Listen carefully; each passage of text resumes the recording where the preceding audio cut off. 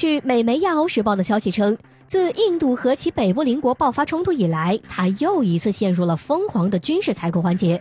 新年伊始，印度三军纷纷向国会申请资助，购买本国急需的军备。虽然在此之前，印度空军已经在疯狂采购了，但是他们并没有为此而得到满足。目前，美现任三军统帅拜登已批准波音公司可以将 F-15战机卖给印度。这意味着继阵风之后，歼20的头号威胁 F-15也将成为中国空军的对手。其实这一结果也算不出所料，毕竟印度空军老早之前就要求波音公司开放 F-15战机的出口权。不过后续关于印度空军引进 F-15战机的计划却遭到了印度国防部内部无数的质疑声。据了解，之所以会有质疑声，是因为有不少人怀疑，如果印度最近真的购买了半个世纪前就开始生产的 F-15，这有什么意义呢？看来印度内部也是有不少明眼人的。分析认为，尽管美国人承诺印度空军引进的 F-15将装备最新的火控系统，甚至连配套的 AIM-120中距空导弹也可以考虑，但是对于印度来说，由于它不是第5代隐身战斗机，所以即使现在达成了协议，那也是错误的时间、错误的飞机。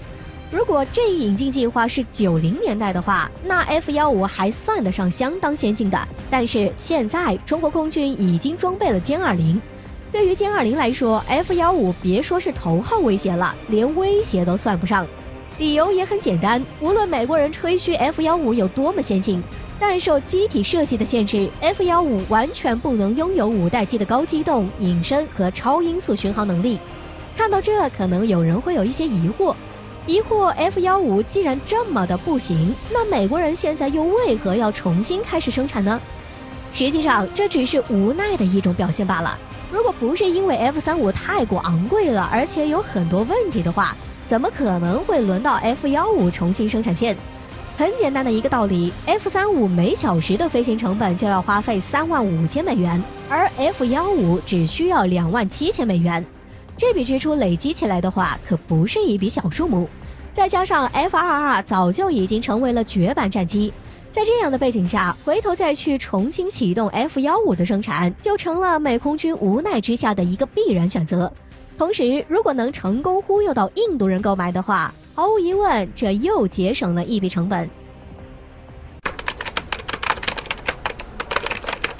据环球时报援引美媒路透社的消息称，在2月9号，美国海军宣布罗斯福号和尼米兹号2艘航母打击群目前已在南海会师，展开所谓的双航母演练。据了解，此次美军将对尼米兹号和罗斯福号2艘航空母舰攻击群进行一系列演习，主要将加强双方的协同作战、指挥和控制能力，并向外界宣扬美国海军强大的军事实力。众所周知，美国尼米兹号和罗斯福号航空母舰都是世界上最先进和最强大的航空母舰，无论其舰载飞机的数量、性能、型号，还是航母所使用的动力等，都远远超过其他国家的航母。虽然当美军率领一群航母编队来到中国的南方海域时，对中国的压力确实也很大，不过因此也有很多国人提出了一些疑惑。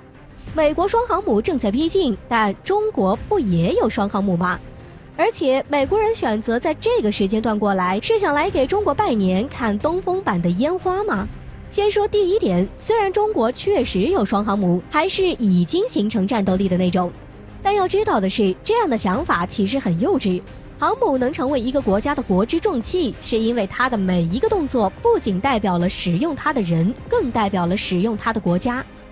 目前中国的航母虽然已初步形成战力，不过细究的话，其实还存在2大短板需要克服。在航母实力不足的情况下，硬要使用它是极为不明智的，甚至会正中其下怀。其一，中国的航母编队中核心的护卫舰仍然不齐全；其二，航母的主要战斗力都来自自身所携带的舰载机，但中国的舰载机队伍还需要一个充足的成长空间。现在贸然出击的话，很有可能会被美军舰载机突破航母防御圈，甚至飞到航母上空进行一个骚扰行为，图为美军航母增加对抗中国航母的经验。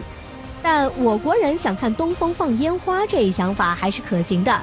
虽然美航母确实很先进，但并非难以打击。据此前官方公布的消息，我们可以知道，东风21D 采用的是主动雷达成像和红外成像2种引导方式，因此在一定距离内发现目标并发起攻击并非什么难事儿。1枚或许并不能让美国海军感到害怕，但要是一次性发射10枚呢？毫无疑问，美国海军选择在这个时间段来中国周边溜达，那就是跟美议员布莱克警告拜登时所说的那样，这时候挑衅中国就是在自寻死路。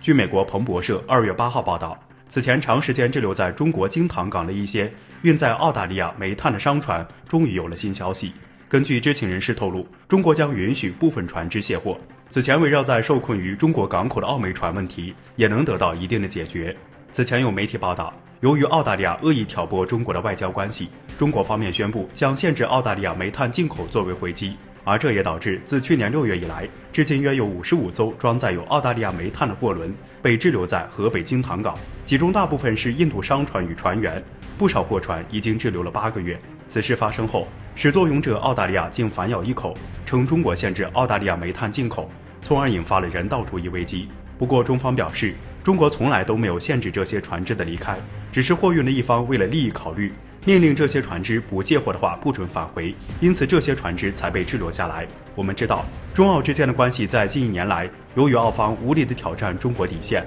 已经很难修复。澳大利亚积极充当反华桥头堡，然而自身对中国市场的依赖又使得该国经济遭受打击。如今澳大利亚国内也出现了一些与中国修复关系的呼声，那么中国允许澳大利亚媒体卸载，是在释放与澳大利亚缓和的信号吗？为此，美媒做出了否定的回答。美媒表示，如今中国允许这些船只卸载澳大利亚煤炭，并非对澳释放善意，这样做的真正目的是为印度在内的第三国船员考虑。货运方利用无辜的船员向中方施压，而完成卸货任务后，这些船员才能回家。但是这并非意味着中国将放宽对澳大利亚煤炭进口的限制，这些煤炭即使在中国港口卸载了，也不能保证通过中国海关，到时候货运方还是得安排船只将其拉走。从澳煤船事件中折射出如今中澳关系的走向。实际上就在不久前，中国教育部还针对澳大利亚发表了留学预警。而在多方报道中，澳大利亚针对中国